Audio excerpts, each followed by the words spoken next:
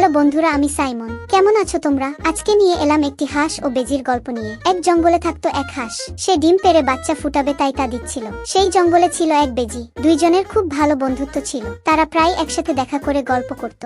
খুব ভালো, তাই না? কিন্তু সেই জঙ্গলে ছিল রাক্ষসের মতো দেখতে একটি সাপ। ওই হাঁসের ডিমের প্রতি সাপের লোভ ছিল। একসময় সে হাঁসকে একা পেয়ে গেল ডিমটা হাঁসের কাছ থেকে কেড়ে নিতে। হাঁস তো সাপটিকে দেখে প্রচন্ড ভয় পেল। ভয় পেয়ে চিৎকার করল। দূর থেকে বেজিটা হাঁসের চিৎকার শুনতে পেল। চিৎকার শুনে সে হাঁসকে বাঁচাতে দৌড় দিল। দের দিয়ে এসে দেখলো একটি সাপ হাঁসটিকে ভয় দেখাচ্ছে। বেজিটি হাঁসকে বলল, তুমি ভয় পেও না বন্ধু, আমি একে তাড়াচ্ছি।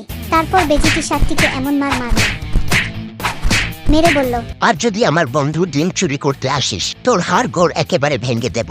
শেষে সাপটি তার লেজ গুটিয়ে পালালো। এ যাত্রায় বেজি বন্ধুর জন্য হাঁসের ডিমটি রক্ষা পেল, তাই হাঁস অনেক খুশি হলো। এটা ছিল আজকের গল্প। ভালো লেগেছে তো? তবে আজকের মতো বিদায়।